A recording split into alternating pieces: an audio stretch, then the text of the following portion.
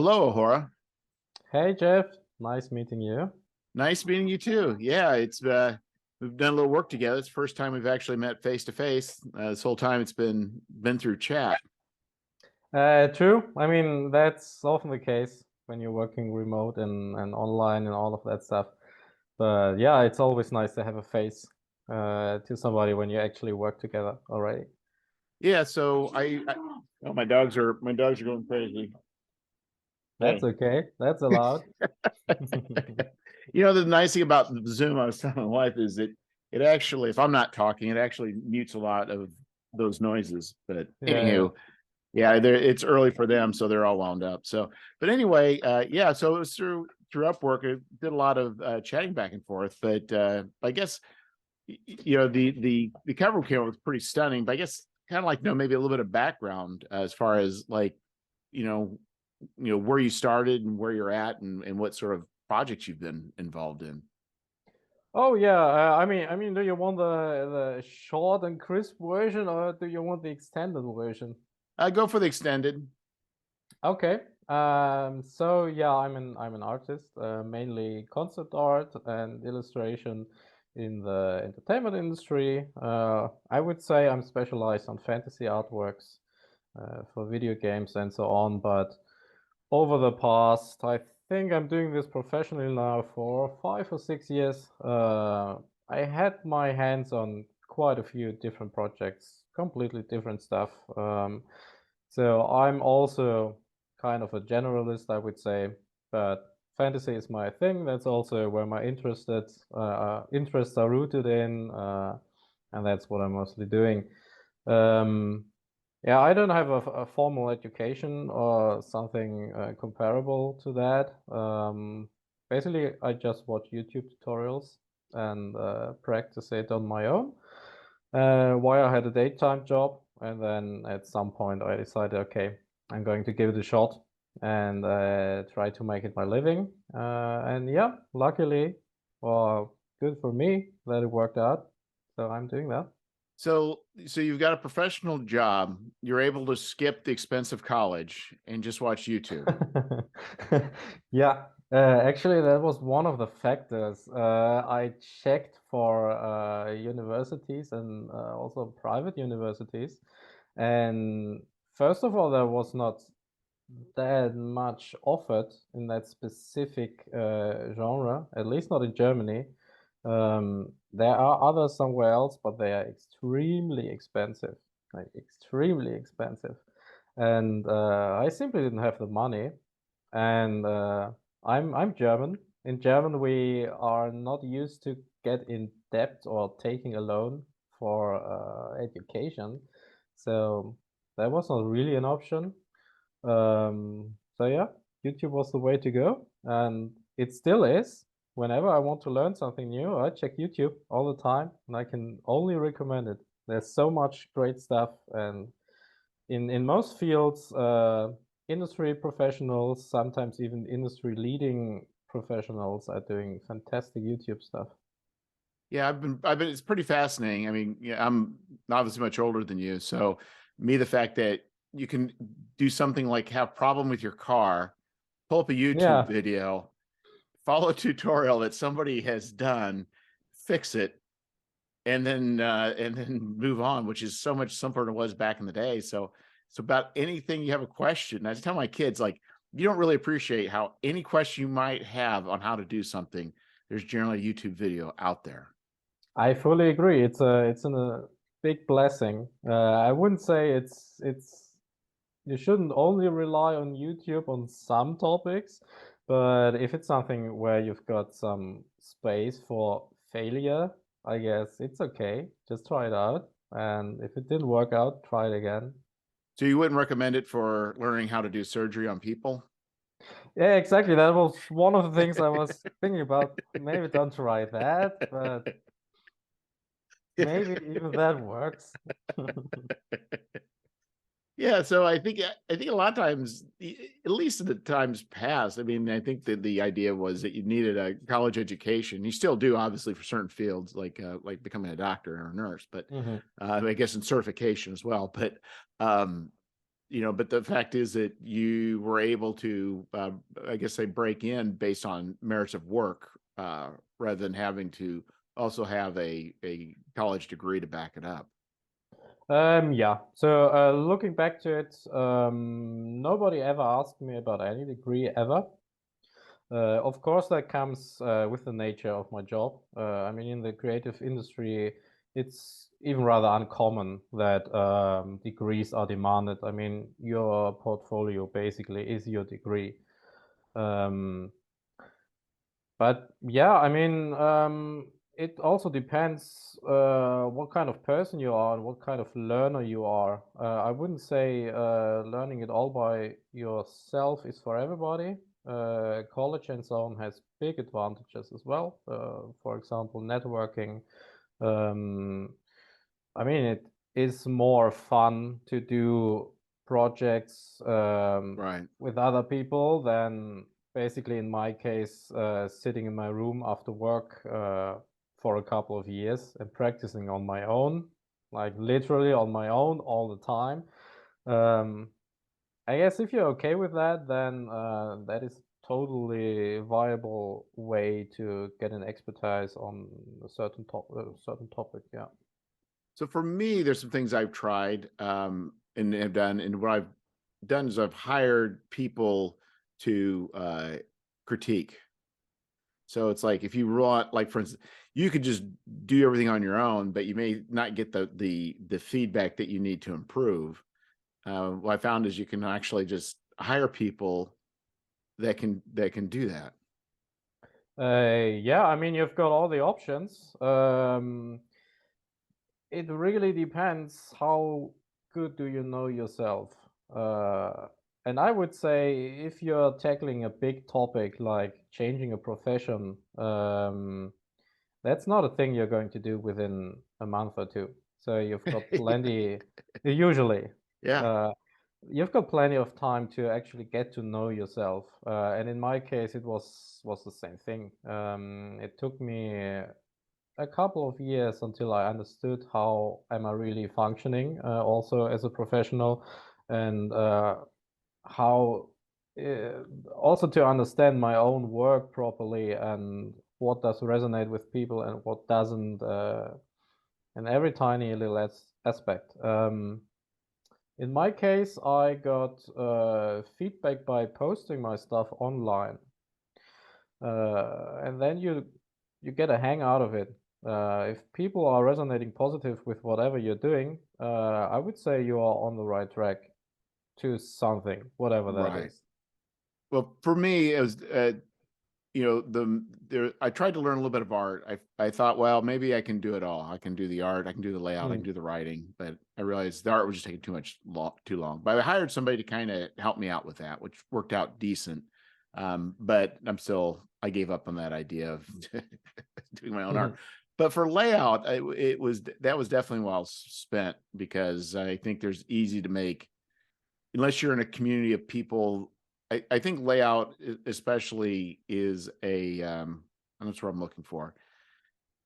I don't think it's as obvious to people what's good and what's not. And I think unless you get in the right group of people, it's easy to make mistakes that professionals don't. So I think it kind of depends, but I think with art, definitely you're getting feedback of what resonates, what doesn't.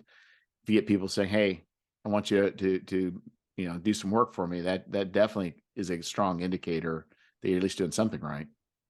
Exactly. I mean, the first time where somebody actually asked me if um, if I can do work for them, that was also the turning point where I thought, okay, maybe I should consider that as a career, and then gave it a try.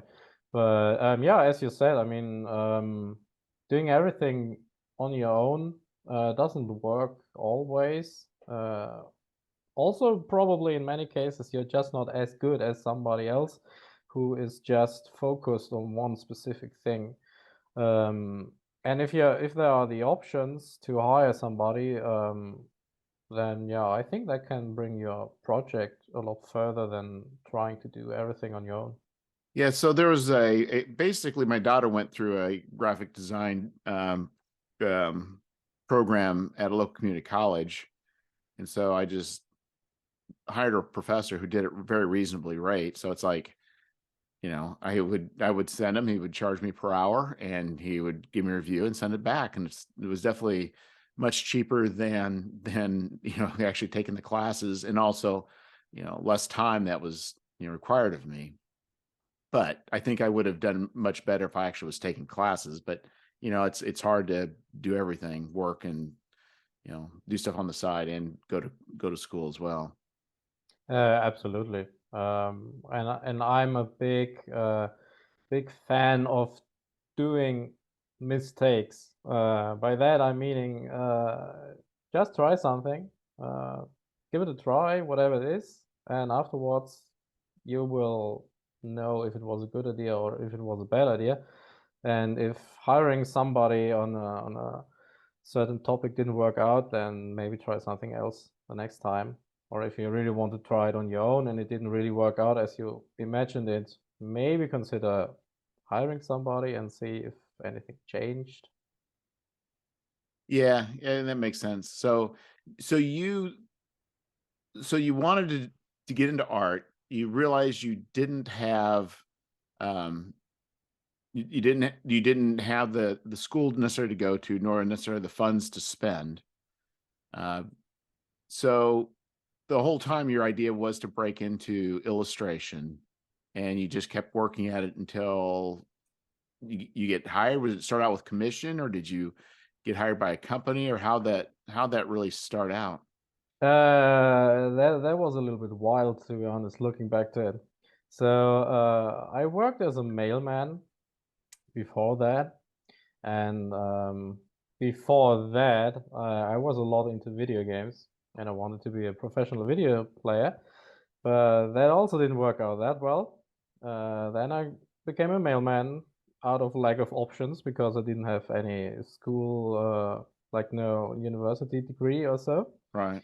And then I noticed if I'm going to continue with that job, I'm probably pretty poor when I'm old because there's not much money to earn. And also, I just couldn't stand it that I have to work for somebody else in the terms of the typical thing, a big company, nobody really cares about you. You just have to go there every morning and Right. basically do whatever they tell you. So that was my main motivation. I wanted to get out of that somehow. That was the main goal for me. I didn't have anything to do with arts before. It also wasn't really an option or an idea to me. Luckily, I've got an older brother. He's 8 years older than me, and he's a comic book artist. And he's doing that since forever. Since he is a little boy, he was mostly interested into comics, and that was his career. So I kind of knew already that something like this can work out.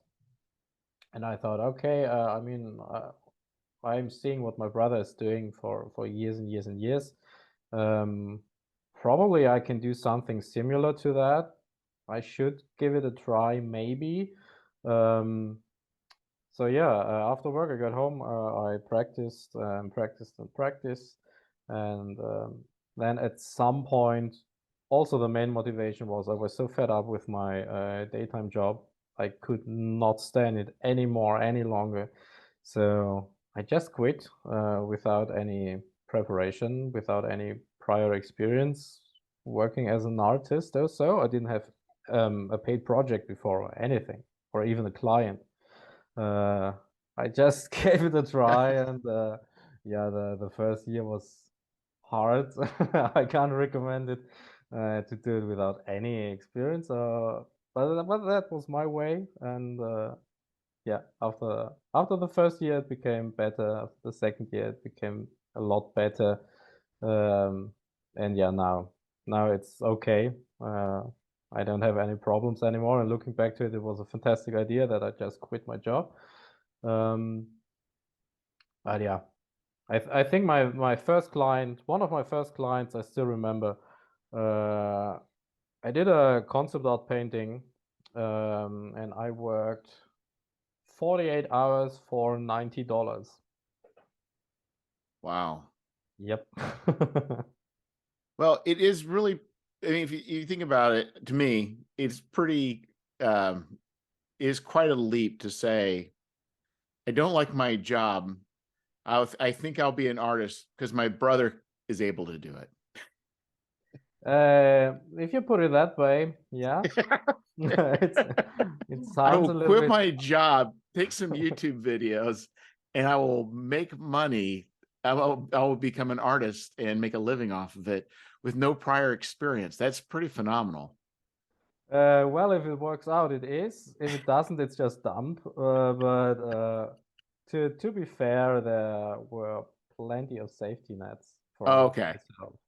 One of them is in Germany. If you're unemployed, you always can get unemployment support.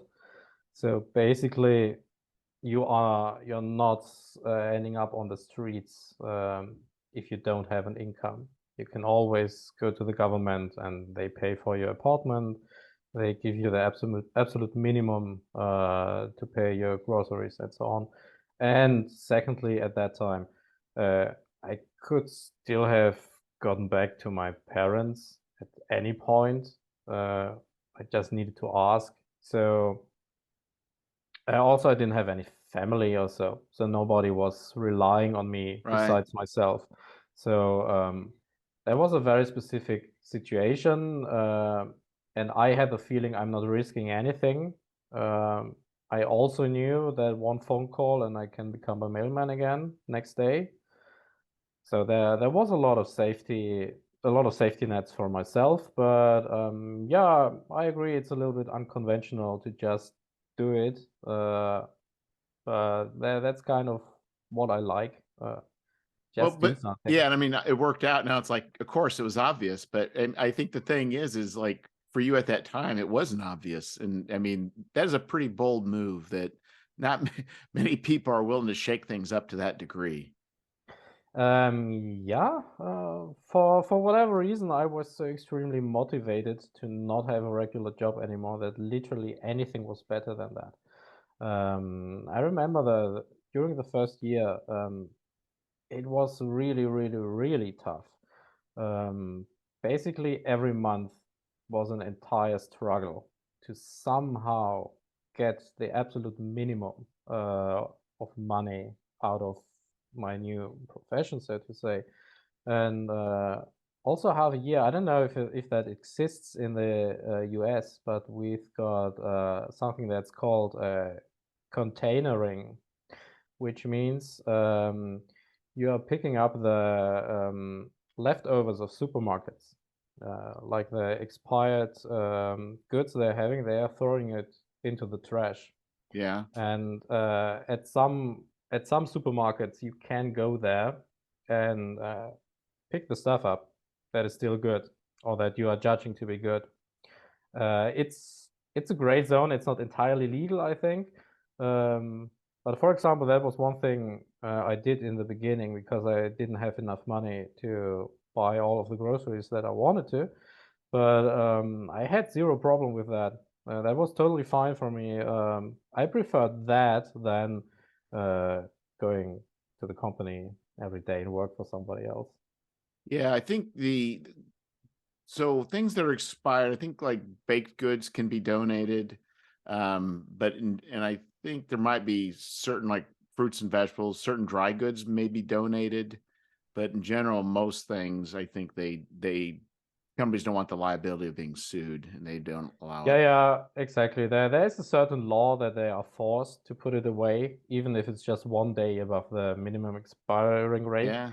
And I mean, it's not the most tasty thing you can do on this planet, but most stuff is sealed and packaged and entirely fine. So it wasn't that much of a problem to me. But yeah, what I actually wanted to say was that my motivation to do whatever it takes to make it somehow work was bigger than any fear or worry that I had. Yeah, and I think you're also it appears you were committed to it too. It's not just I mean all the way around. I mean like you chose a path, you picked a path, you're committed to it and you stuck with it for I mean for more than a year. So I mean if you're saying a year was hard, like some people would it takes quite a bit of tenacity to stick to that degree to that long. So but it worked out because I guess it does kind of demonstrate um sometimes you just got to put the time in and the effort and be producing and doing the right things, and eventually it can work out in a very good way. Yeah, I completely agree. I would give some time to things. Like sometimes it can't work out right away, and I think I read some statistics somewhere that 95% of the artists are giving up within the first 5 years, and only 5% are fighting through the first years that are a little bit shitty most of the time. Um, and I think there's something to it. If you're giving your projects some time, even if the first one isn't working, maybe the second one isn't working, maybe it takes 3, 4, 5 years to really see an improvement. Um, if your life situation is allowing that and you're not running into any significant problems, um, then I would say it's a good idea to just stick to something and give it time to evolve a little bit. Yeah, I think it's also sometimes I find with jobs like you have to make all the mistakes and you have to get them out of your True. systems. So you just got to do all the mistakes. And I mean, by that I mean you got to keep doing. Things don't work out right, you learn from it, then you move on. And something else doesn't work out, you learn from it, and you move on. It's like you know you really you have to work long enough and hard enough to get through all that to actually I think get to a level where you become more understanding of really what the job requires and understanding what you must do to succeed. Yeah, completely. I mean, there's that cheesy saying that we learn the most out of our mistakes, but I think that that is true most of the time. Um, I mean, mistakes hurt a little bit more than successes do, and I strongly believe if something is hurting you, uh, it sticks to your mind a little bit better, and you try to avoid it. And that's basically one part of learning. Yeah, it is, and I think sometimes too it's like I think the other thing too, what is hard, I mean, with art and with like a lot of things is your heart's in it, and then somebody come back and say, I don't like this. And I think probably for some people, the idea of uh, criticism, rejection, and it could probably be, and sometimes, a constant thing, um, is sometimes a hard to deal with. And I don't know that everybody's cut out for handling, that kind of, situation. Yeah, of course. I mean, that is the case with every profession. I mean, nobody wants to hear that the client or the coworker is saying that something is bad.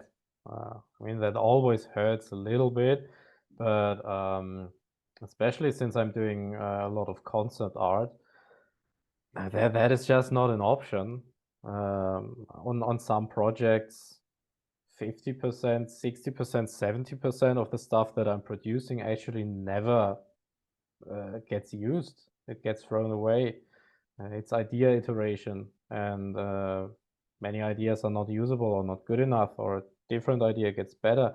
So throwing stuff away, getting told no to something that you did, at least in my profession, is not every day, but frequently.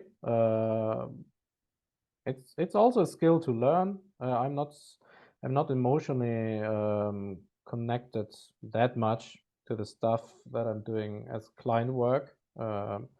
So if I'm getting feedback on that, I'm not taking that personally. Basically, my main objective is to do something that is also pleasing the client. So if he tells me that something is bad, that just gives me an option to rethink what my client really wants, and then do something that is more suitable to that.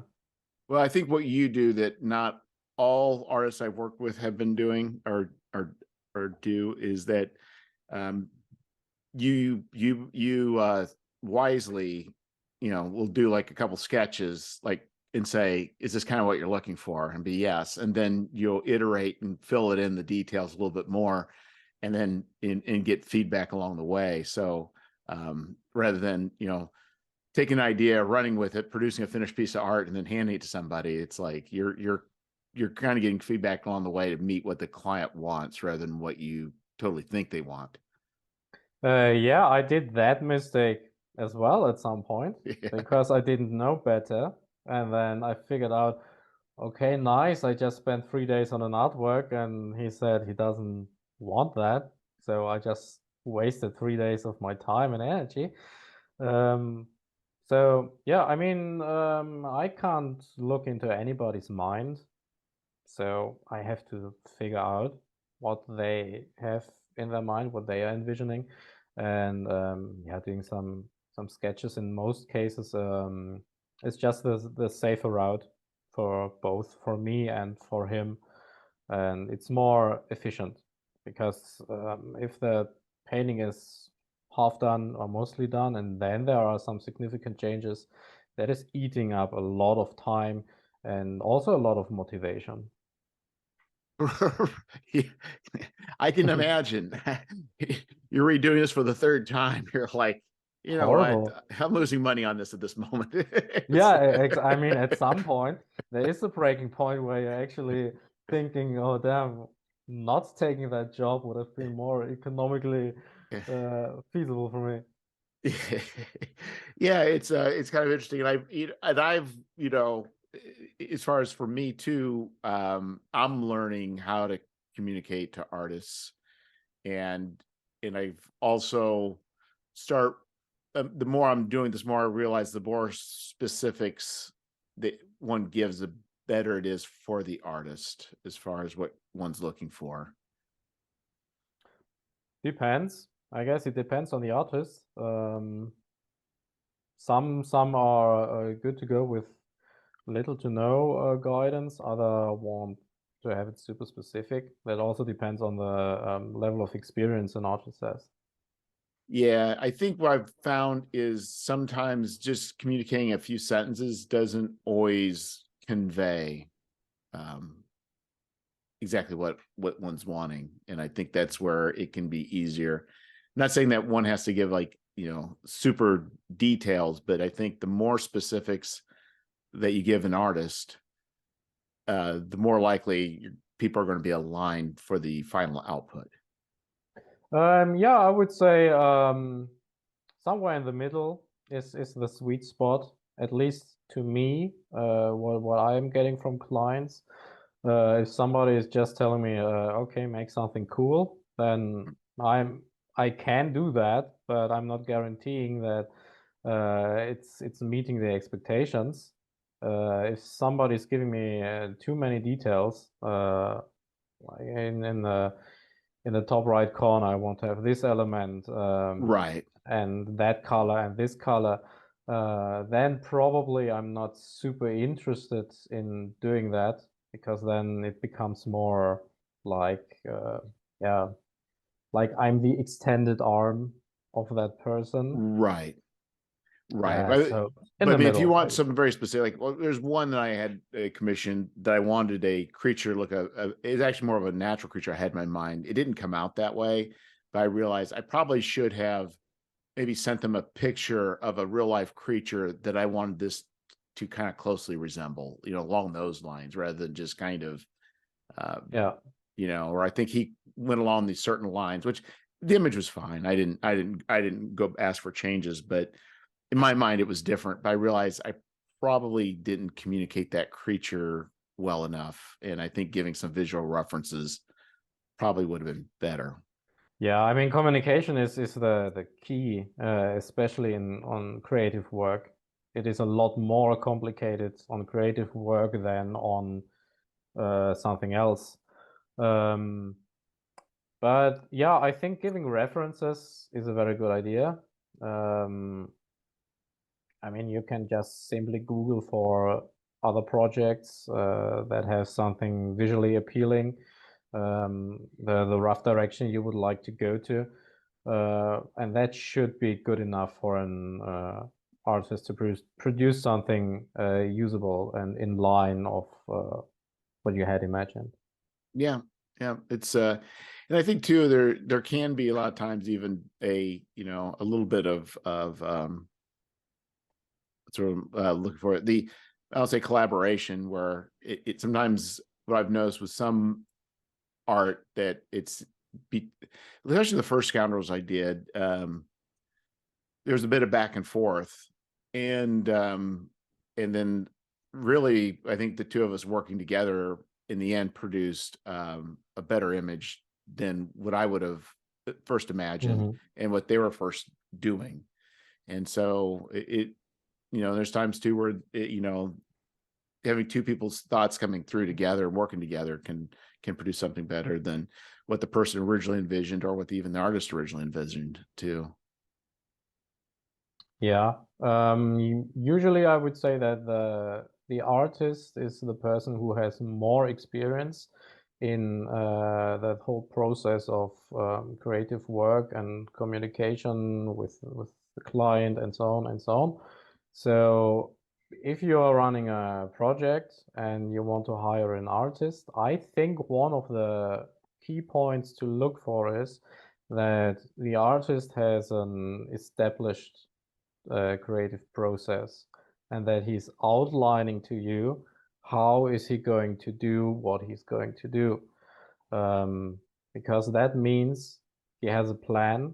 um, he has a plan if something is going wrong, which is very important, and he can clearly communicate to you what to expect from him. uh, if you're working with an artist and he can't really tell you too much about how he's going to do something, um, I mean, he can still be super good, but from a client's perspective, I think minimizing risk is a good idea. And if somebody can outline his process, it's easier to judge what risk you are getting into. Yeah, I mean, like we had the cover actually had multiple people on the cover, but then after kind of looking at and judging, like we removed a person and that improved it. And Mm-hmm. discussion about the head and the angle, that kind of improved it. So it's like along the lines, it's like slight adjustments, made for better. But I do agree that the better the communication, the better these things work out. And somebody that's got a plan, really the artist hopefully would be the one that come together with a plan. As far as Yeah, I would definitely recommend that on any project. yeah, and I think for the issue with these, I call it micro publishing. I'm not sure if that's the right term, but a lot of the RPGs, there's not Mhm. much money in RPG, tabletop games especially for indie publishers. It's the budget's just not there. But Yeah. so I think a lot of people there are a number of people who can't afford more expensive arts, but I think it's also a good opportunity for I think people who are trying to launch their careers um to get involved in. So a lot of times the hiring of artists is not quite the same as a video game company where you have like large budget to put towards art. That is true, of course. I mean, especially if you're paying out of your own pocket, not bucket. I mean, maybe you've got a bucket full of money. That's nice. Out of your own pocket. Yeah, it becomes a lot more complicated. Um, it's completely understandable that most people can't afford to pay a couple of thousand of dollars for illustrations. Um, there comes a certain compromise with it. Of course, the less experienced artists are usually cheaper. Um, but also, if you sometimes you're a little bit lucky and you get an experienced artist that is just very efficient and by that, uh, reasonable pricing is possible as well. And sometimes um, experienced artists also have other projects that are basically paying for their bills, and then they can take on not so well paid projects at the side. So even if you're not having that much money, I think it's still worth it to reach out to more known artists and just ask them. Yeah, it's hard. And this is, I mean, from my vantage point early on. I think there is, it was not always apparent how to connect with artists. Mm-hmm. And there was some, I think, is it like DeviantArt. There's some people I tried to connect with early on, but they never Mm-hmm. responded. I just didn't know. And then I think Twitter, sometimes I've connected a little bit with some people, but Mm-hmm. that's kind of hit or miss. But then I thought, well, I think for Scoundrel, I thought, well, I'll just try Upwork, because I hired somebody previously to help me with learn some illustration. Um, then I thought, well, I'll find an artist that way, and that seemed to be a lot of people connected into Upwork, and there's probably others like it as well. Yeah, Upwork is a good place to quickly connect to artists. Another platform specifically for video games and equal stuff is ArtStation. It's artstation.com. That's also the place where basically most of the industry is at. Also, big companies are hiring there. Social media, as you said, I mean, it's a hit and miss. You can just Google for artists and DM them or ask them. Maybe you get an answer. Uh, yeah, it's not easy. I completely agree. I mean, it's the same way the other way around. It can be difficult to find clients, and for clients, it can be difficult to find reliable artists. So unluckily, it's a lot of hit and miss and trying around. But using a platform like Upwork can be a very good idea. ArtStation is a good idea. DeviantArt, personally, I don't know. It has some people say that there are a lot of semi-pro artists on DeviantArt. But if you're low on budget, that can be an advantage as well. I think what I found about Upwork is it's got definitely it's kind of pros and cons. It is set up in a way to, the people that are on Upwork are looking for work. So not everybody on ArtStation or DeviantArt, may be looking for work. So, but everybody on Upwork, they're there for a reason. They want to make some That's money. true. And everybody they're there because they want clients to come to them. And it also, what's kind of interesting is it provides from my side, if we agree on something, I need to put something in an escrow account, Yeah. which protects the both of us, the client and the artist. And it seems to do a reasonably good job of, as far as managing transactions. I think I find it not very intuitive to do certain things. Communication through Upworks, I find very annoying. I don't always know how to message people, and it's kind of scattered throughout. But in general, it's actually, as far as the platform itself, it's been pretty good. Yeah, I would say so as well, especially if you are starting out with something and you don't have established contacts yet. It's a good tool to get into it. There are certain risks connected to it. Also, not every artist that is displaying himself actually did the work that they Oh are yeah, displaying, so that exactly. is a thing. On the other hand, if you're an artist, I'm seeing plenty of fake projects. I mean, there are Oh pros and really? cons. Yeah, all the time. Like somebody said, they're really putting effort into this. I think it was 2 months ago. There was a big project where money is no problem and all of that stuff. And yeah, long story short, they wanted me to go to a different website which would Uh, have installed a phishing program. So my passwords would have gone tracked, and yeah, well, they would have ended badly. And yeah, they were interviewing, I think, more than 50 people or something like that. So you can imagine what they are doing. They're just scraping for passwords and stuff like that. But I mean, that can happen everywhere. You can always get into somebody who's faking something or tries to fool you somehow. So you have to keep your eyes open and use common sense on everything that you're doing. so what I did is I'll talk about my experience coming from my direction. So what I thought I would do is because the project I'm doing, it was going to be harder to get traction starting out. I knew Mm. Scoundrels, it's going to be a little bit harder to get where I want to be. So I thought I need to make everything as right as it can be.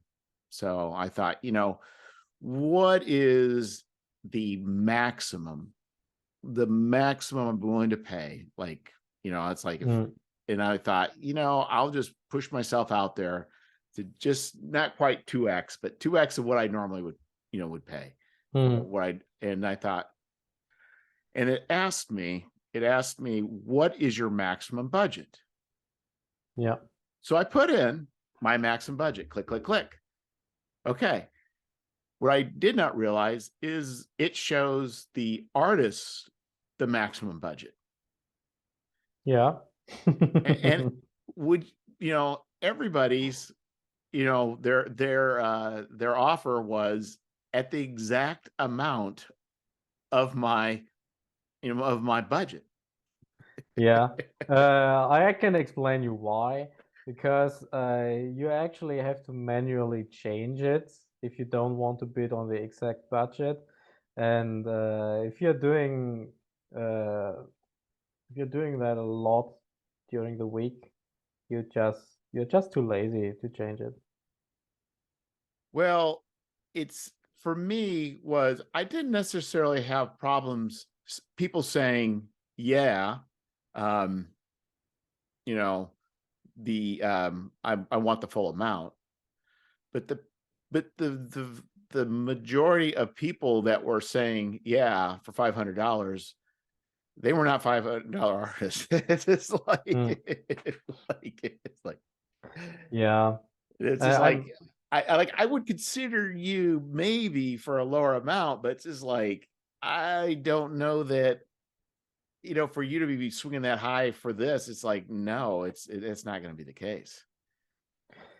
Yeah, I mean, the platform is not without flaws, and the whole bidding thing is also a little bit annoying from a freelancer view, because I'm running into the same problems basically. There's a project, they are setting up a budget, and then we're having a conversation, and then it turns out that the budget is for a much bigger scope, um, or the budget isn't fitting at all. For example, um, it happens frequently. I think on my profile, my hourly rate is $120 or something like that, and I see an project, and they're mentioning that they are able to pay properly and stuff like that. And then we get into the conversation, and then it turns out they want to have 10 illustrations for $1,000 total. And then I'm thinking, okay, did you even have a look at my hourly rates? Right. Like, why are we talking here? But that is just how it is. I don't think that's going to No. change a lot. No, I guess they're hoping, but it's just like wow. It's just and I think what's also interesting is because I picked a higher amount, or a higher amount. For me, it was a higher amount, but that amount, there's a number of professionals that are really, really good that applied as well, but their style is not what I'm looking for. But wow, it's just like these guys are pretty amazing. Now it's like Mm. I need to think of projects that I can have an excuse to have them do some work for me. I don't know what they would be, but there are some very I think it goes to show that that you can get some very good artists. I mean, you're not going to be you should never expect really great artists to be do things cheaply. But the idea is that if you spend the money, you can get a lot of people who are very talented that would be interested in doing very small projects. Yeah, definitely. I wouldn't rule that out. I mean, some people also live in countries that have a lower economic situation, Yeah. and for some reason, which I personally don't understand, they are adjusting their income to the local situation, which is advantageous for clients. Um, from a freelancer perspective, I can only explain that to myself by one, a lack of business knowledge and maybe fear of not getting clients if they are raising their prices. But for example, I'm only working with guys online and never ever have offline projects. Don't ask me why, it just never happens. Um, so if I'm sitting in Germany and doing the work, or if I'm sitting in somewhere, Mexico, um, doesn't make any difference. So why should I be in Mexico and charge a fifth of what I'm charging in Germany for the same work? It doesn't make sense on a business standpoint. So sometimes you get really good artists that are very much into art and basically only care about art and are falling behind on the business stuff, which is an advantage for you because you can get stuff more affordable. But as you said, if somebody is cheap, um, there's something wrong most of the time. There's a reason for that. Yeah, yeah, and I think the thing too is, and people are in different situations, but in general, and that's something to watch out for. I do know that you know when because your stuff is fantastic, but Thank the you. thing is when we contacted, so I put out an amount, you countered at a higher amount, which I thought was interesting. I went and looked at your stuff. I'm like, for a minute there, I was thinking your stuff's so good. It's like I was wondering, like, are you one of those people that just post other people's work? And I started thinking through it, and it's like, no, I came to the conclusion you weren't. But there was for a moment there, it's like, my goodness, this is fantastic stuff. And but we were able to negotiate and come to terms that worked out. But yeah, there was for a minute there, I was like looking at your stuff, and it's just like, wow, is this really that guy? Thank you for the compliment. That's good to hear. I mean, being accused of being a fake in that specific case is very nice. Good compliment. I take it. I think on my portfolio there's also my Instagram handle or something like that. So theoretically, you could contact me there and ask if it's me. Um, but yeah, I mean, it's good to be cautious about that stuff because, Well, as we yeah, already because it mentioned, was it can happen. yeah, and I was able to. It took a lot of googling to tie in your name, this and that, and this and that. It's like, okay, now I think I know what's going on. So it was just for a bit there, I was just like, Mm. I wonder. But it's like I also thought, there's also with the I think with Upwork with stuff being in escrow, that also kind of helps, to some degree Yeah, mitigate the it's fear. giving you a couple of tools to judge a person. For example, how many years is that artist on that platform? How many projects did he already do? What's Uh, his rating, and so on. So that is super useful. Also the other way around, I can do the same with clients. If somebody is super new, then I'm more careful with how I'm handling that situation than somebody who has many projects, good rating, and so on and so on. So that is more secure than actually contacting somebody on your own. Also, if you do it all on your own, at least if it's a bigger project, there should be some sort of contract. So you have to do all of the contract work. Then what happens if the freelancer is not doing the work as expected? If they're on the other side of the planet, then how are the legal options you're having and all of that? So fingers crossed nobody is running into that problem, but it happens. So having a platform like that, that is in between, that is regulating stuff a little bit, can be a good advantage. Yeah, it definitely helped. I think also I can see is how much money you've made too. So not money as far as in like your annual income, but as far as on the platform. Mm. So somebody that's not made any money on the platform versus somebody that's made $70,000 on the platform, you get a better understanding who's had more time and experience with with this. It's not just a person just setting up a shingle for the first time. Yeah, absolutely. I mean, therefore, it's a really good tool. Yeah. Yeah, it's and the other thing too, it's like and it also if it, from my side, there is a lot. I mean, obviously, the more money that you put out there for a project, the more people you're going to get. But boy, there's a lot of people to go through, and it can be pretty. It can be pretty. It can be pretty stressful. Well, I don't say stressful. It is stressful. I'll put that out there. It would be stressful because even when I kind of posted, what I wanted, you still got to go through everybody's portfolio, and you kind of, and usually the portfolio is not exactly what you're looking for, but Mm. you also realize you got to think, well, just because they're not doing the exact thing I'm looking for doesn't mean they're not capable of doing it. It's just that maybe they don't do black and white, high contrast illustrations, in the style of whatever. It's like doesn't mean Mm. that they can't. It's just that and so it's kind of going through all these people, looking at what looks like the quality, and then kind of estimating, are they able to do what I want to do? And that's not always easy. Yeah.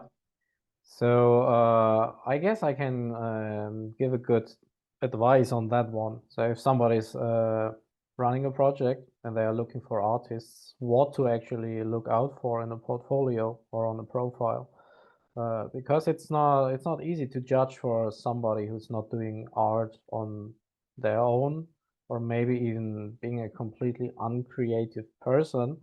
That can be tricky. So I think the number one thing to look out for is consistency.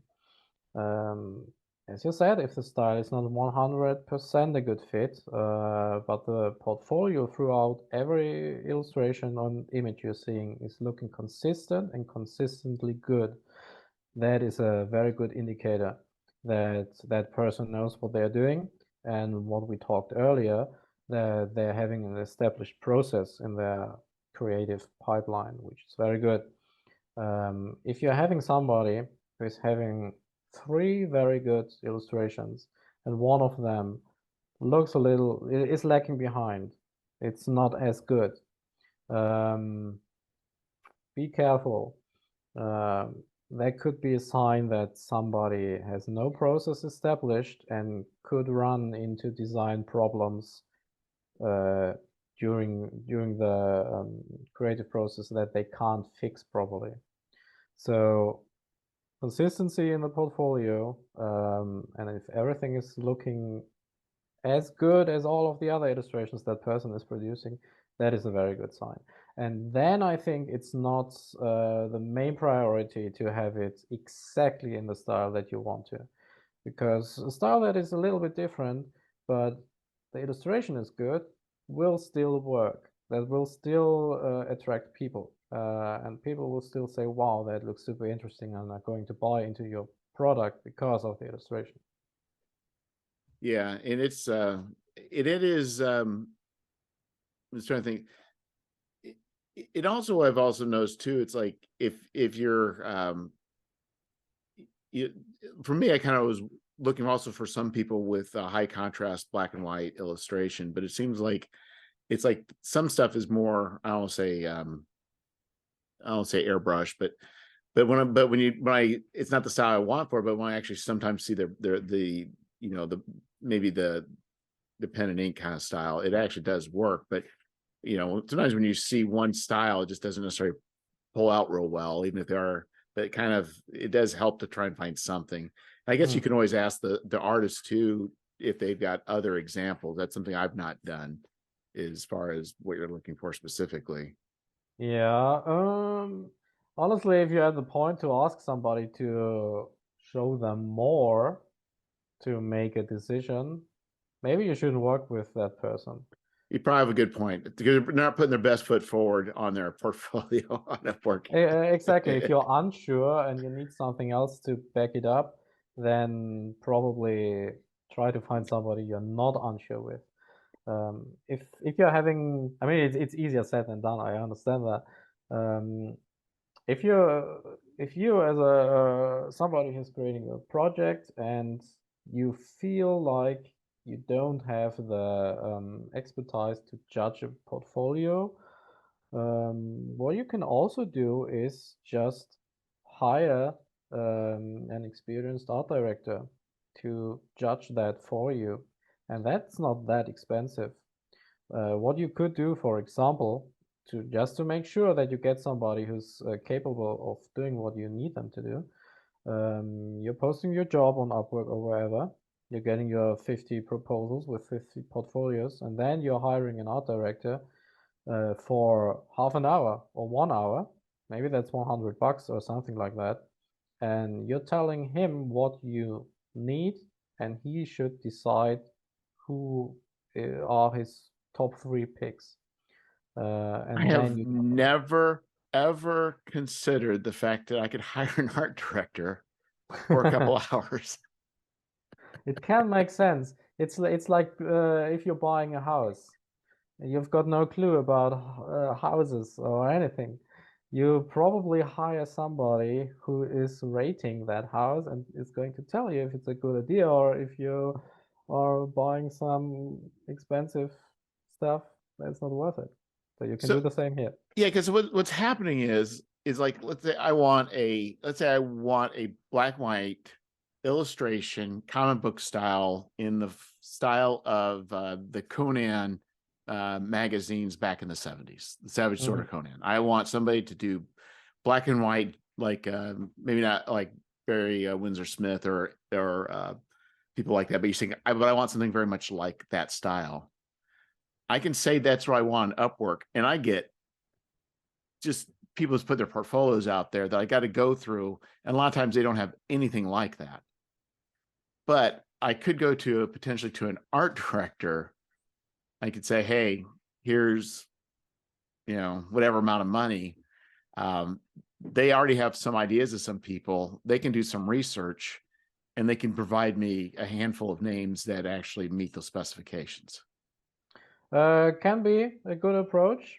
I mean, it's not guaranteed, of course, No. especially if it's that specific. I mean, there are not that many people that are capable of doing that. Well, which is changing right now with AI and so on. So getting a specific style done with the help of AI would be an option if that is within the moral standards of a set project. Um, but in general, getting someone early on that is really experienced and really into the whole scene can be time saving, and in the end, it can save money as well.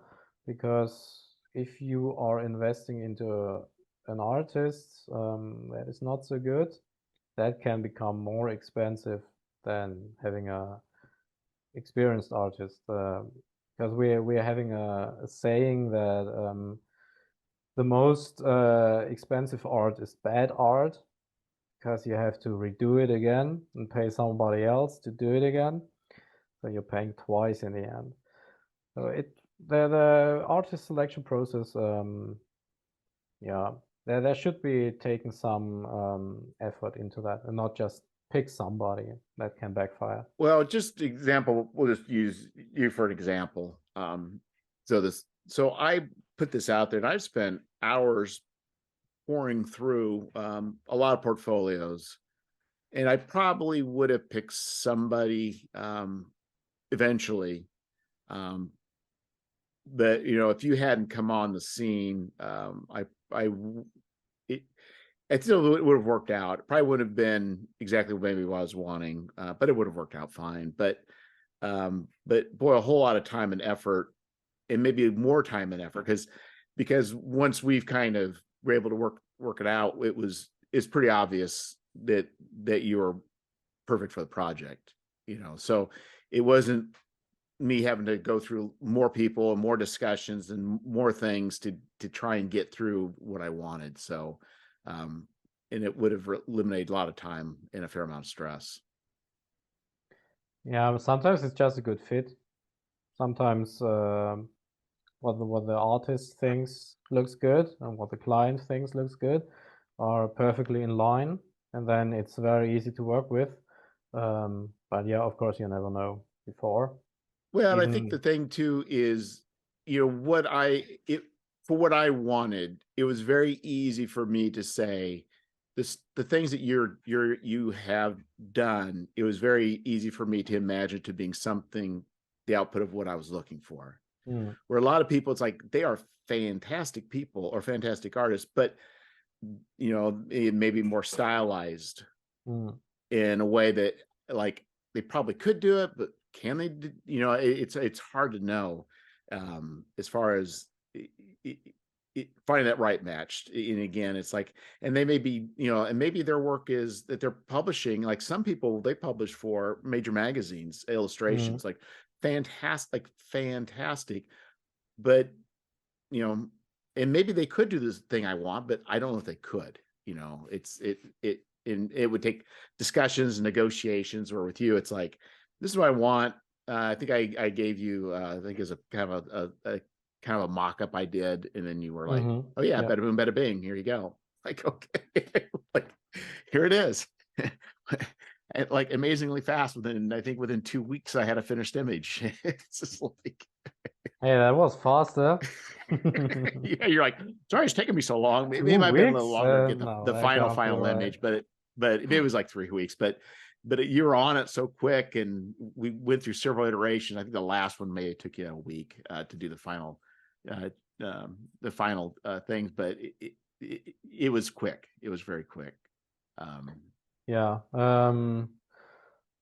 Yeah, maybe what's also good to consider or to think about is, if you're going for an artist, probably try to get somebody who's specialized in what you want to have. For example, in this case, specialized in fantasy and sci-fi stuff, because I'm doing that basically every day.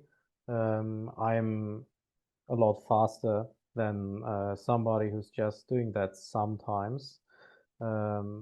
And that's better for the project. In some cases, I can lower the amount that I'm charging because I'm faster. So it's a win-win for everybody. And if somebody's doing a little bit of everything, that can still be perfectly fine. They can still do perfectly well done illustrations, and everything can be super good.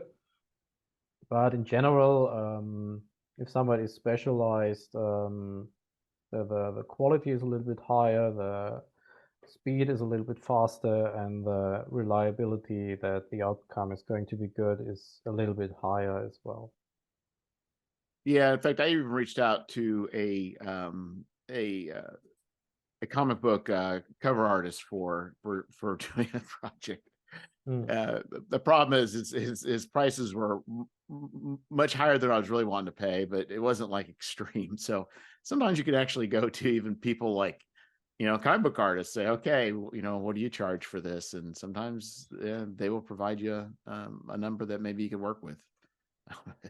It's like, Sure. but it's hard. It is hard from like if it's very hard from somebody that's not in the industry who has no contacts, and you're just a schlub that's putting together an RPG. Like I want to find somebody to do a sci-fi zine that's cover that's not maybe uh, that it's not easy. Mhm. It is definitely, but I think the Upworks has helped. I think you mentioning finding somebody a director that may be able to help, but also you can just sometimes reach out to artists that especially ones that if an artist is doing commission work, whoever that may be, for drawing portraits of you know Batman or whatever. It's just like they're looking for money beside, I mean, on the side. So Yeah, they're yeah, available too.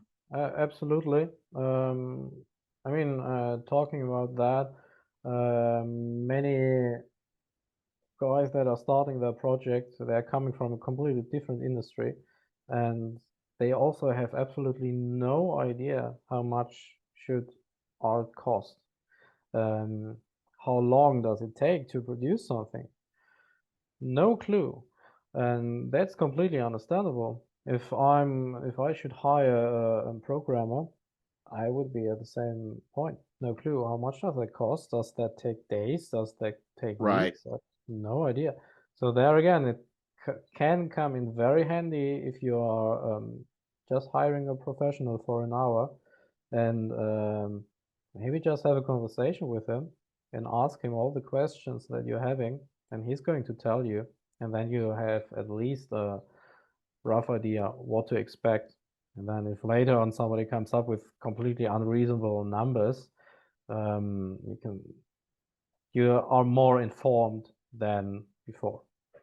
Yeah, and I think too, it's like in different things you're paying for different reasons. I mean, some people, they are a name in the industry, and then maybe that's worth it, or maybe it's not worth it.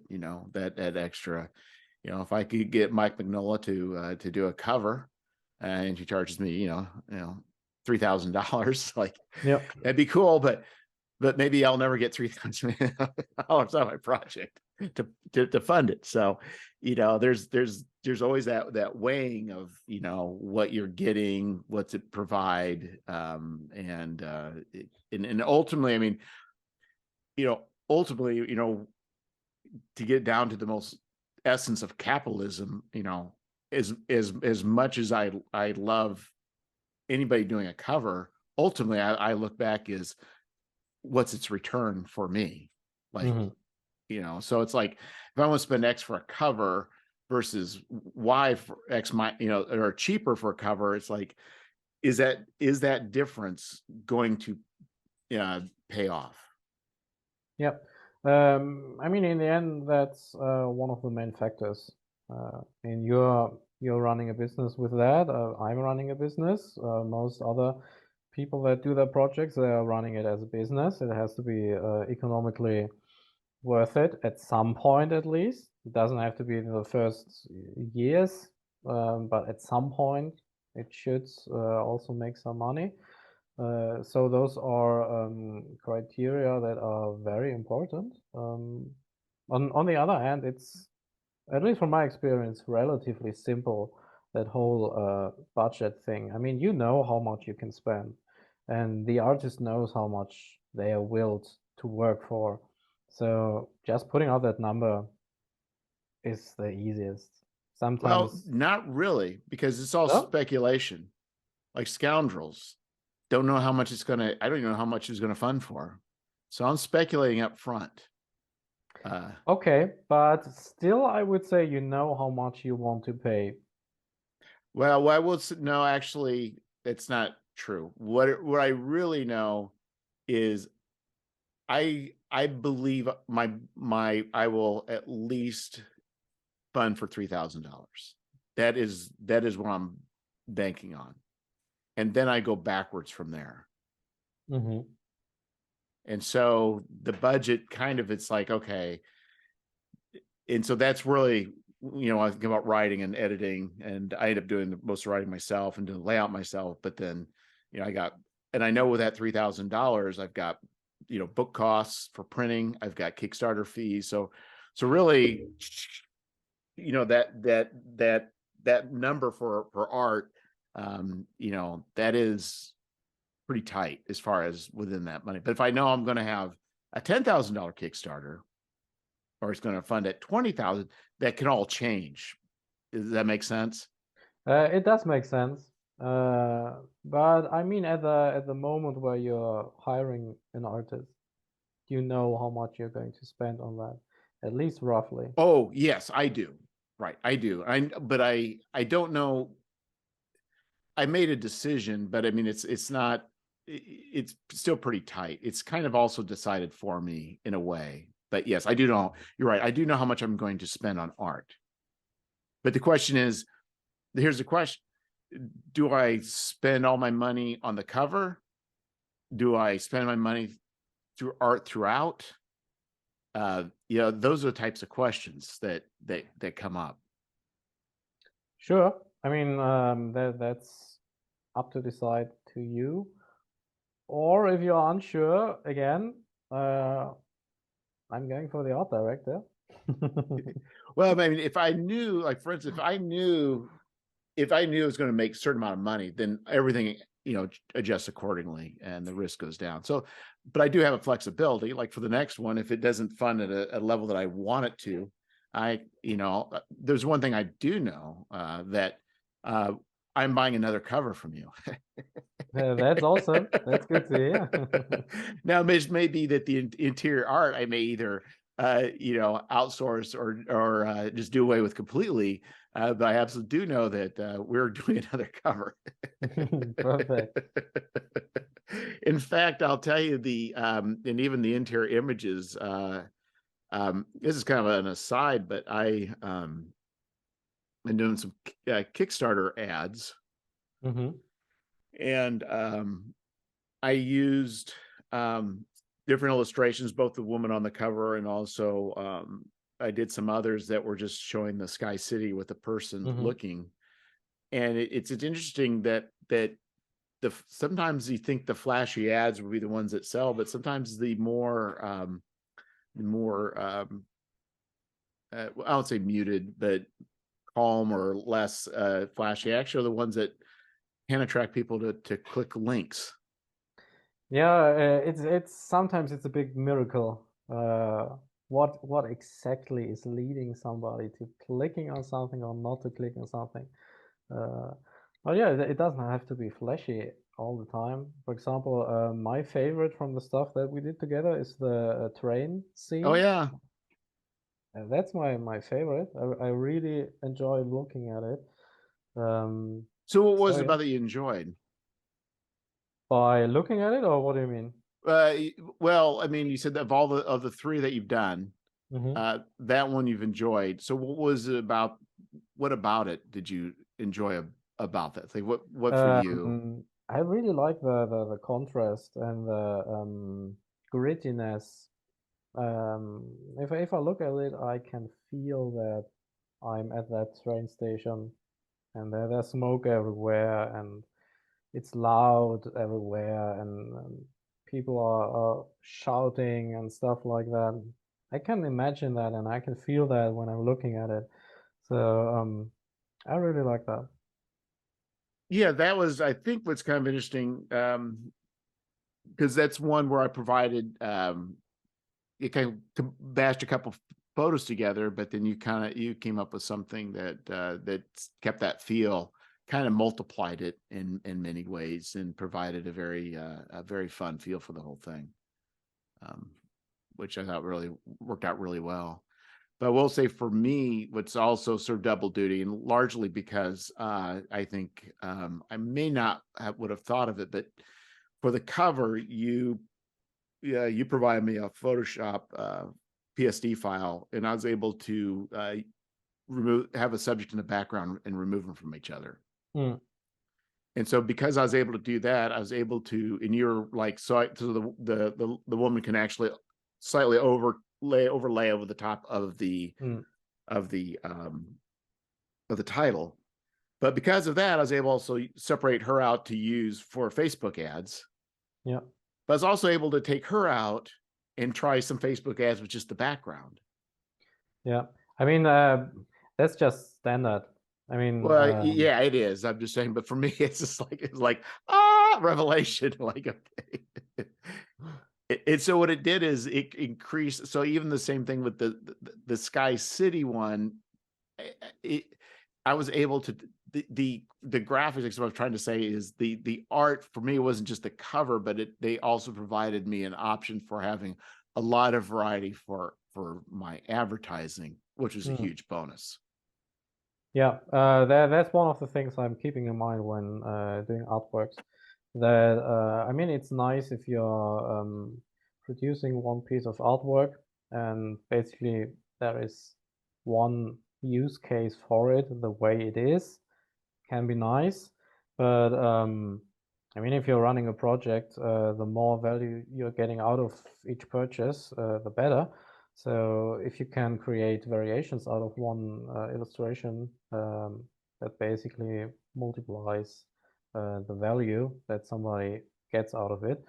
And for me, it's not really any extra effort. Um, No. so why not just do it?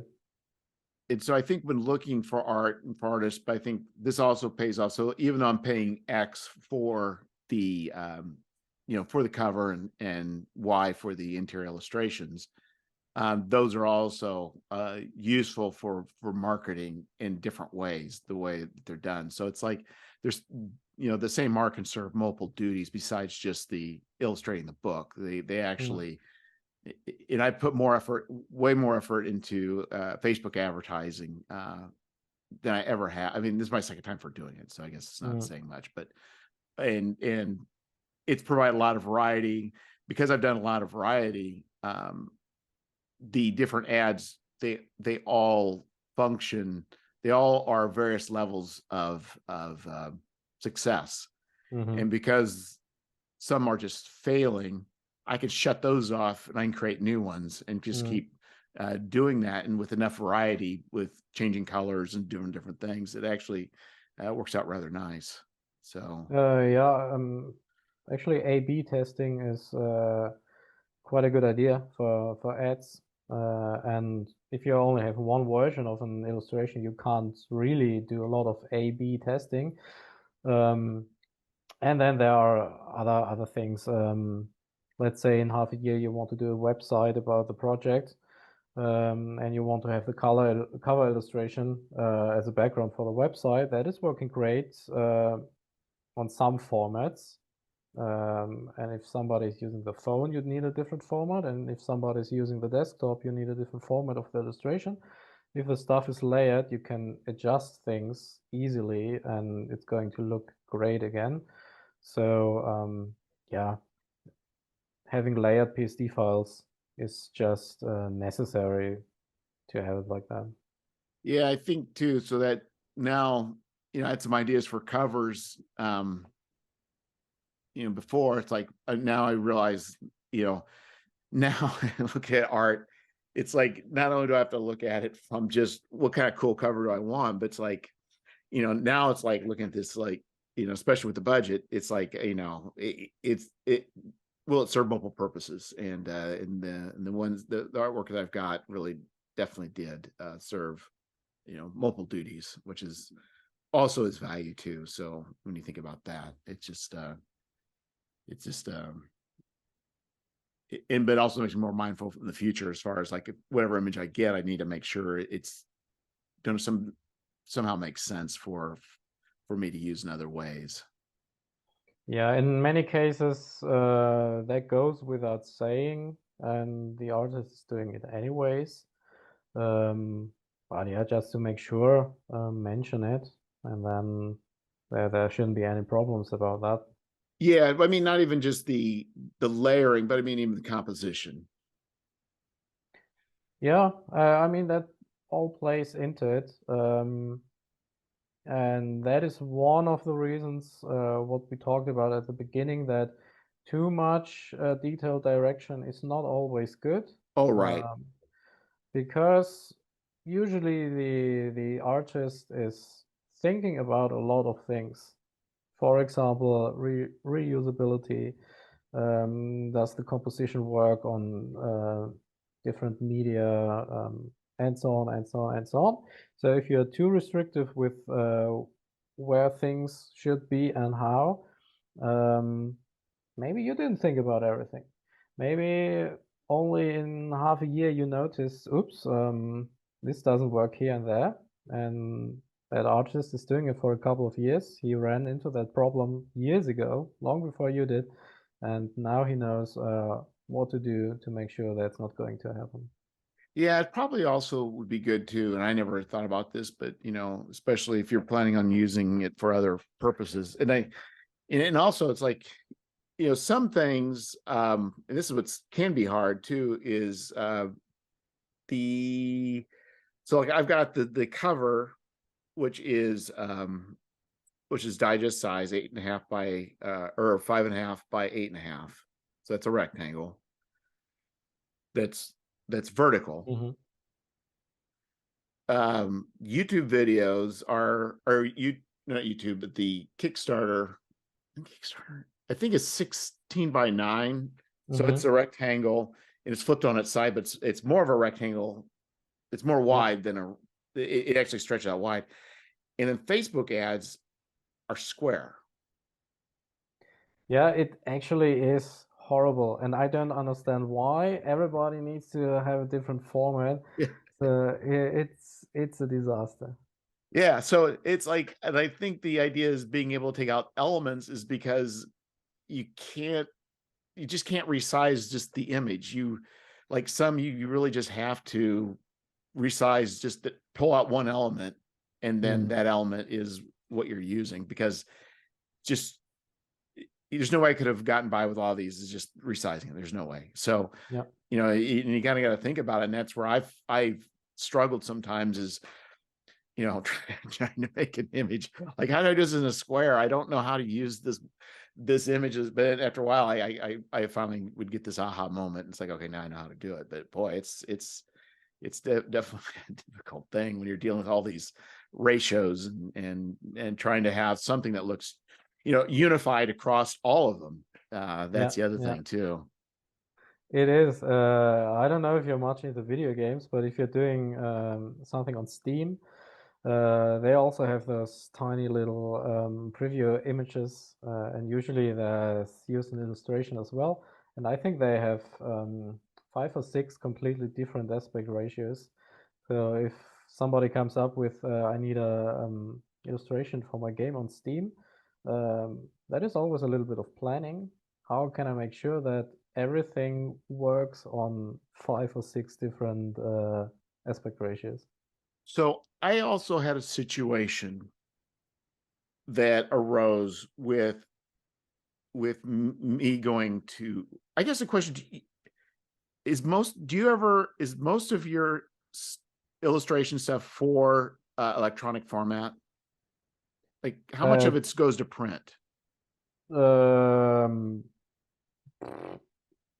Honestly, I don't really follow up how much is ever going to be printed. I would say 90% or more is just purely digital. Okay. So I had a situation where I had a artist give me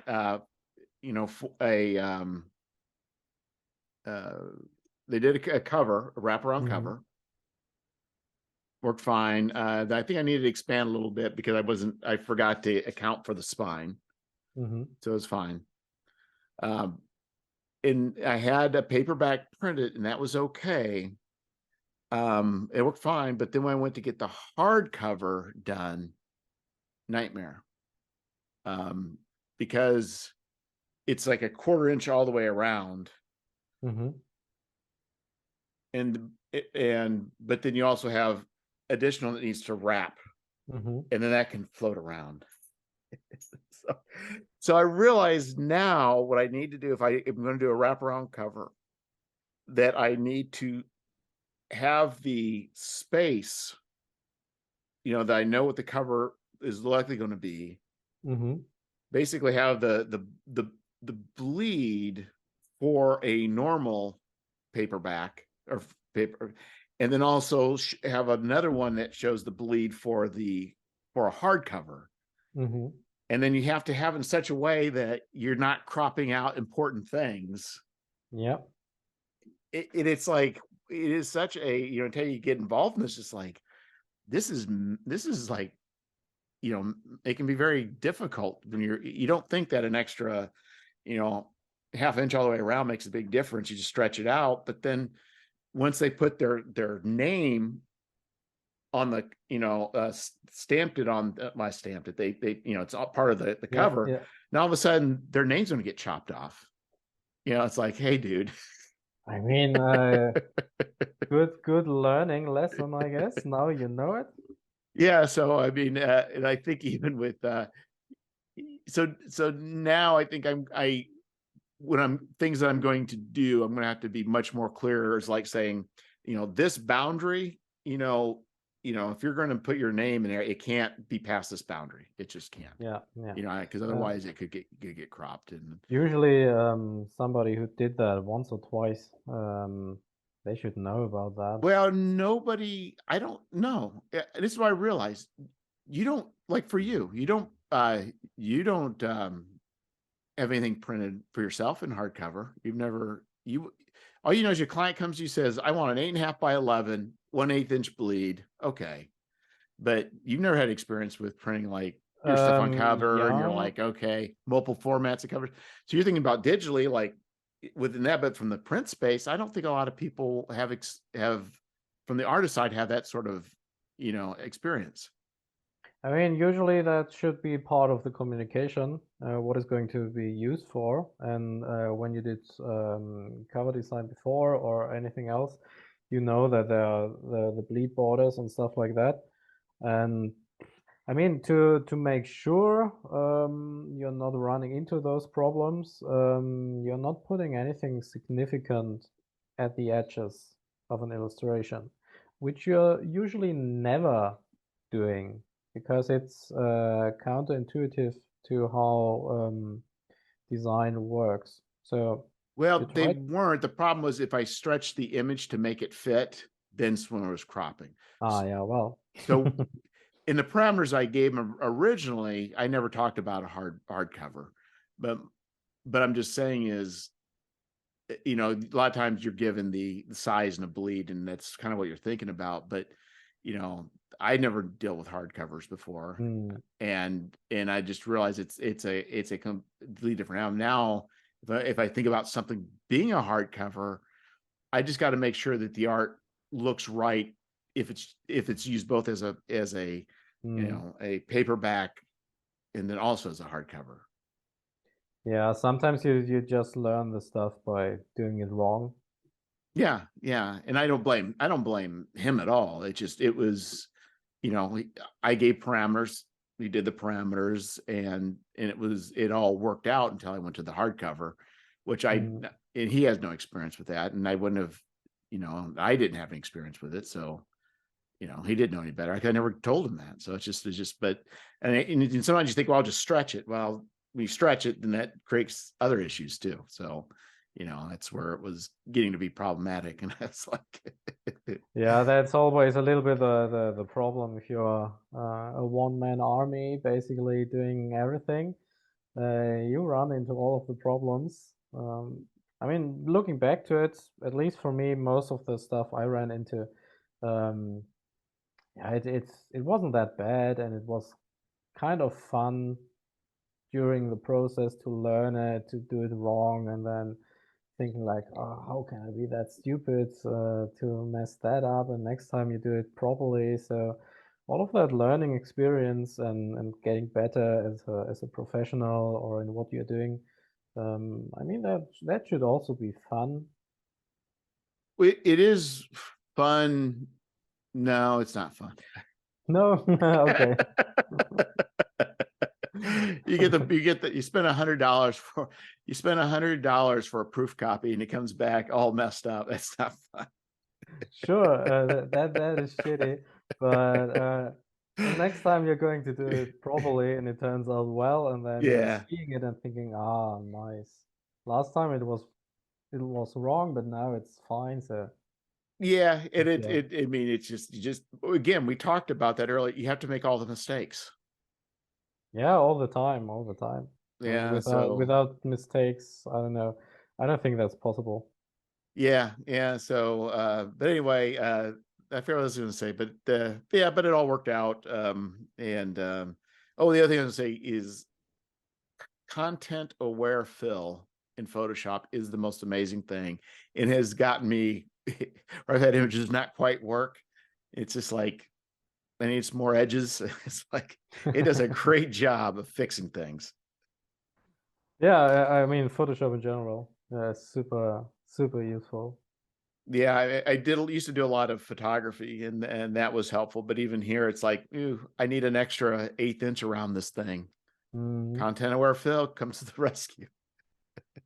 Yeah, I mean all of that stuff didn't even exist a couple of years ago.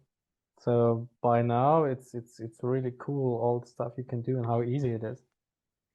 Yeah, I guess it's interesting about with maybe we could talk about AI art. It's probably something I just now thought of because when it was kind of interesting when I was doing the Upwork, some people had the audacity. Well, I say audacity.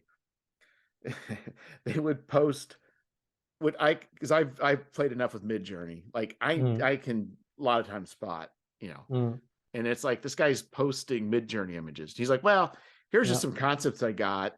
I just ran through Mid Journey, but but we can actually work on specific images. Like, mm. no, we're not doing that. Yeah, that actually that's a good topic because it's so present right now. Yes. What's your take on Um, this whole? well, there are two sides to it. One of them is the ethical thing, where the database is just scraping from all of the images it can get, even if they are copyrighted and so on, or the artists don't want to be part of those databases. Yeah, Adobe are the first ones who are getting around that because they have the new AI system that is only filled with images that are property of Adobe. So there is no copyright infringement, which I think is the way to go in in that specific. The other one is how usable is that stuff? I think AI right now is very, very strong with idea generation, but it is not good with specifics yet. I think that will be different in 1 year or in 2 years, and I think it will become very present in every aspect. It already is integrated in some design processes at the moment. Um, Opinions on that are still a little bit mixed, but I think it's very unlikely that it won't be part of the industry in some shape or form, because in the end it is saving money. And as long as something is saving money, um, it will be used at some level. but I think too is and time is money. But I think for artists, a lot of times you talk about like idea generations. Because I think what I did for one of the images that you did, I just took two images I generated the um, from Mid Journey and Mm, kind of pasted and said I want something like this, mm, and I think that kind of helps me to kind of get some sort of like I don't want you to copy this, but I want yeah. I'm kind of thinking something along those lines. Or I think probably for even for you, it could for artists it could be a means of just like you say, generating ideas quickly and doing iterations, and then kind of using that for inspiration for what you're wanting to do. Yeah, I see it the same way. I still think because some are concerned that artists are losing their jobs because of that, because suddenly everybody can do fantastic artworks. I don't think that is the case. I would compare it a little bit to cameras, maybe. Yes. It's not too long ago that you couldn't do anything with your phone. And now you can create super good photography with your phone and all of that stuff. But I would still say that somebody who is a professional photographer using a professional camera is creating the better photography than you with your phone. And I think there could be some similarities to AI art. Basically, I think everybody will be able to create something that is going to look good, but somebody who is a real artist, that stuff will still stand out. And in the end, you need to be flexible with changes and all of that stuff. And you need to be able to create specific things. And at least at the moment, you still need an artist to do that. Um, and let's see how it is in 3 years or 4 years. But I'm not really concerned about that whole topic too much. Yeah, and I think too, it's like, so like even like take photography, because you know, back in the day, I mean, so much had to be done correct in camera, you know, Exactly. and you had the and color photography was very tricky. Processing black and white was Yeah. took time, but you had some ability to make adjustments there while processing, and then digital tools came out, and then it's been a while. I off and on use Lightroom. I've gotten out of photography like as much as I used to, but then all of a sudden there's like all these tools that are able to. Autofocus, everything. It's like, You can do a super bad photograph and then you go to Lightroom and you put a yeah, couple of rulers on it and it looks amazing. but I think the thing is, it still comes down to it still comes down to you can always make a you can always improve an image and make it look better, but it still comes down to still composition and subject and decisions that are made before you press that trigger. You know, you can fix, oh, I got a tree limb coming out somebody's head, or I got a person I don't want in there, but ultimately the the barrier that's been lowered is that a lot of the real technical stuff has been made very easy, and Mhm. it allows people to but it does allow people who are very proficient in their vision to Mhm. shine. And that, like, I don't have to hand paint like you back in the old days to paint things out. You can Yeah. just do it quickly. Yeah. I see it exactly the same way.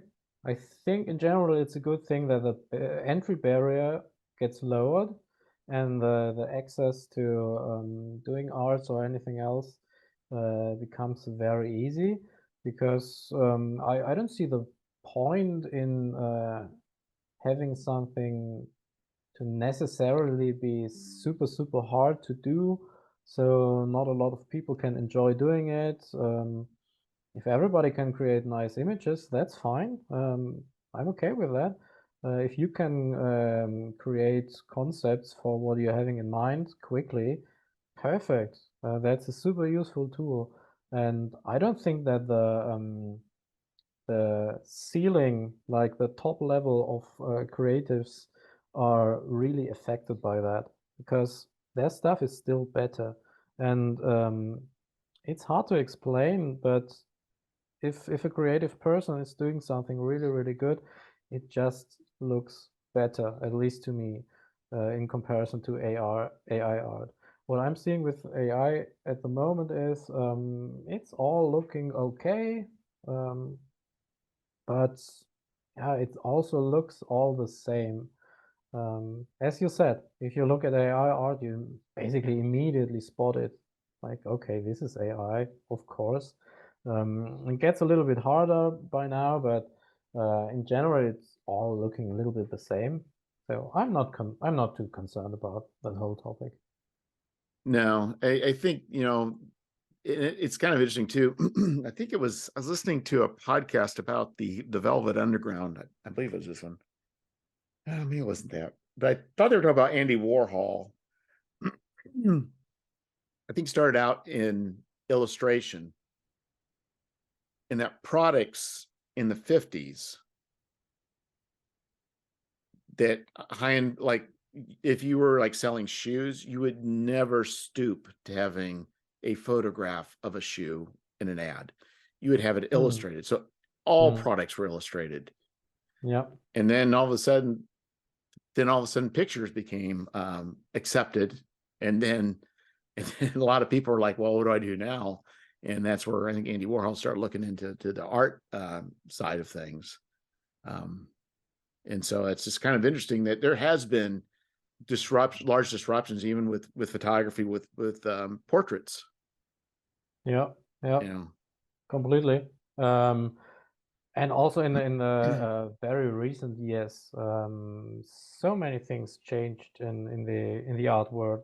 For example, if somebody is expecting that a concept artist or so, especially in the entertainment industry, is literally sitting in front of their laptop and by hand painting everything that you're seeing, that is entirely wrong.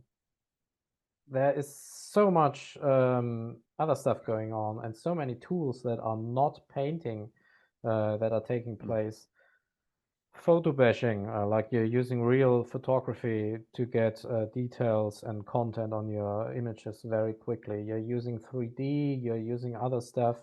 Um, there's only a part of it that is actually painting. The rest of it are tools, other softwares, other stuff that makes the stuff easier, better, and faster. And basically, that is the one of the most important uh, things, especially in the entertainment industry, good, fast, and cheap. Because the longer it takes, let's say you're in a big studio, you cannot afford that one piece of concept art is taking 2 weeks or so.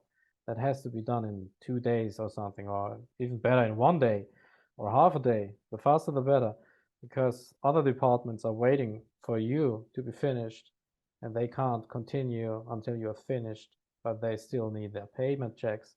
So it's literally money that is wasted if you need longer than necessary. So every tool that is lowering the amount that you need is better. And that's also one argument that is speaking for AI, that it's a lot faster. Oh yeah, yeah. And again, especially even for being a freelancer, that's key, too. I mean, you don't have the luxury of, like a painter just spending weeks on a painting. It's like, your future employment. It's in getting rehired is very important to have a quick turnaround. Yeah, absolutely. I mean, it's understandable, and that's just how the whole industry works. So I think now the big upcry is because it is something new that you basically can do something completely unrelated to the outcome. You're writing a text prompt and you put enter, which is assumed to be something that everybody can do and that does not require any specific skill. And then the outcome is something that looks like something where you need very specific skills for. I guess that is new. And that connection between those two things doesn't work for everybody. And that's one of the reasons, I guess, why there's a lot of upset about it at the moment. Honestly, I think in 3, 4 years or so, nobody's really talking about it anymore. Well, what I find on Facebook, there's a Facebook group called Comic Book Swipes. Mm-hmm. And what they'll do is it's kind of tongue in cheek, but people will post comic book covers in either like where they got the inspiration from, or other comic book covers that have swiped to comic book covers or art, or comic book covers that do homages.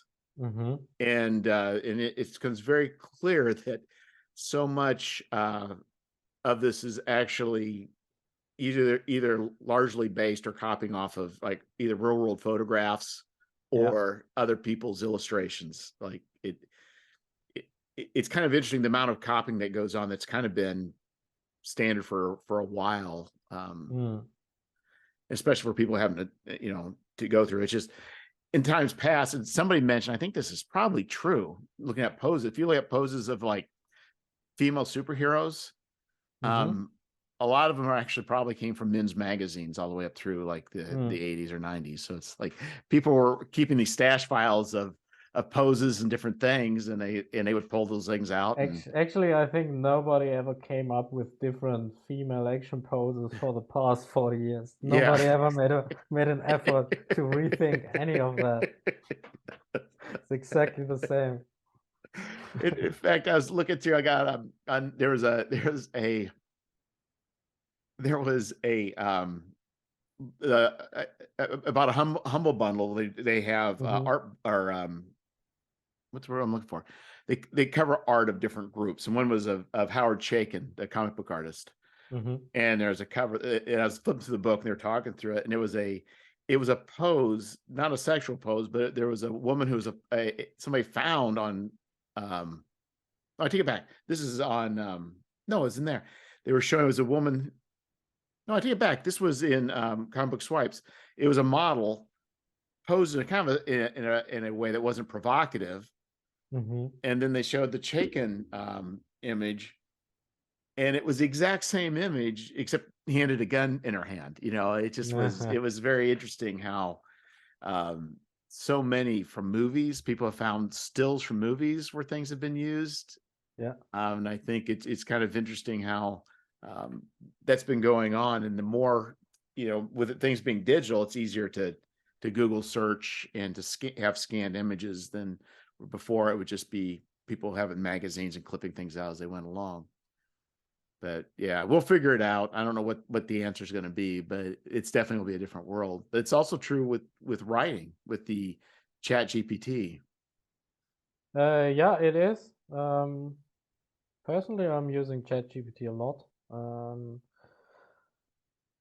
Yeah, it's hard to judge how exactly it's going to impact on a lot of professions.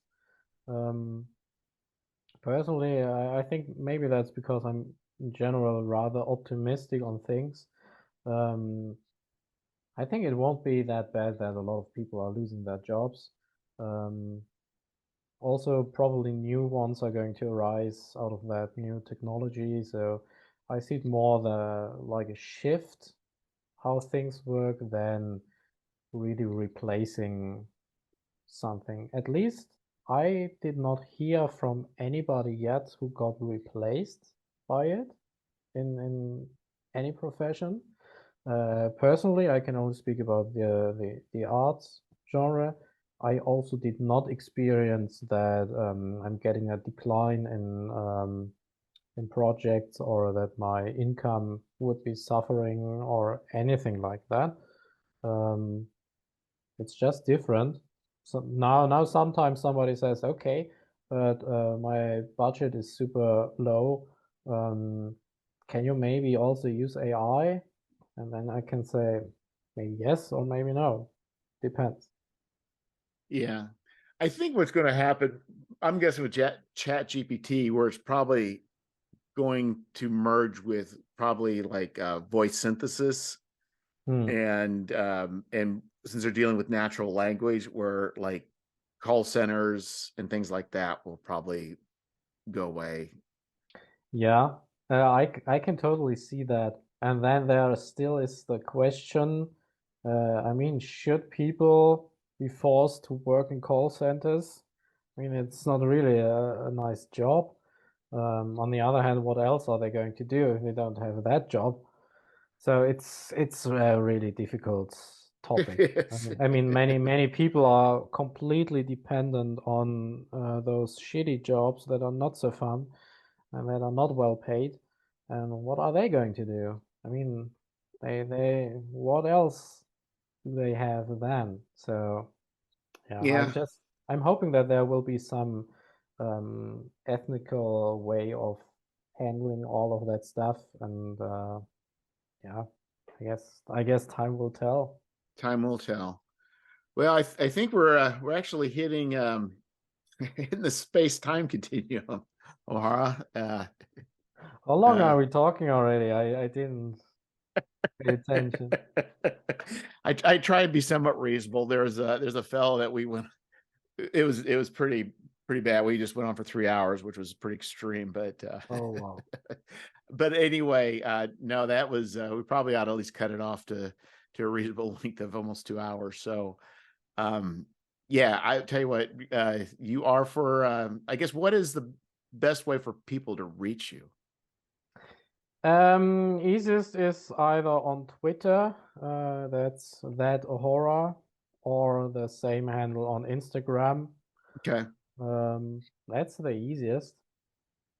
Okay, yeah, and you've done 3 pieces of art for me, 3 different times, fast, professional, good communication. It's been I'm still shocked at how fast you are. So anyway, Yeah, well, efficiency, yeah, that is key.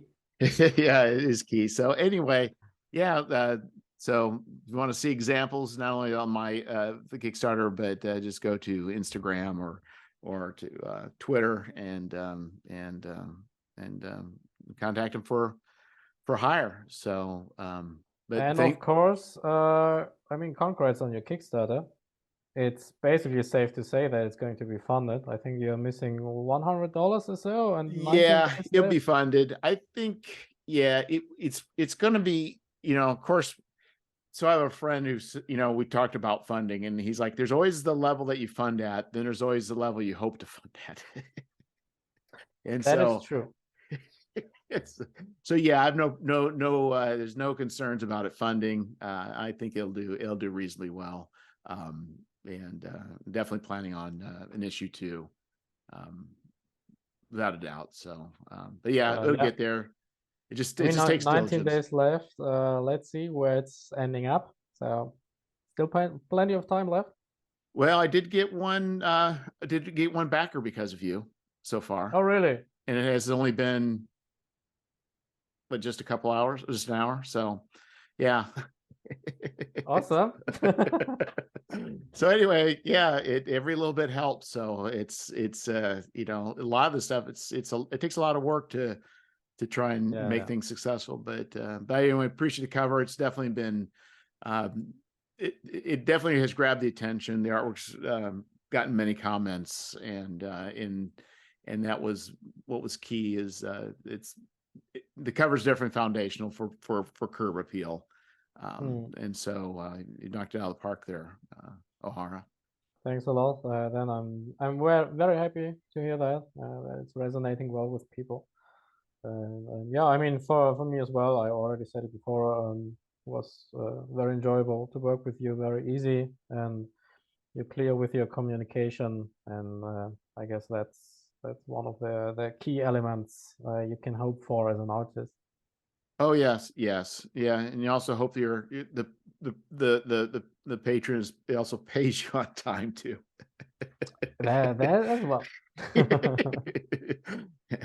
And I think for me, for anybody that's out there, you know, my belief is get those people paid. So you just don't want to leave people hanging, and you want to have a good relationship with people.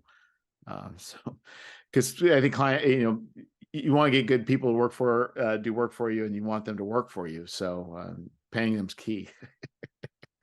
It is. I mean, you're getting your stuff when it's finished, so it sounds fair that I'm getting the payment rather quickly as well. Yep, I agree. So anyway, thanks again for joining me, and I'll have to have you on again sometime. Yeah, thanks a lot for the invitation. It was a pleasure.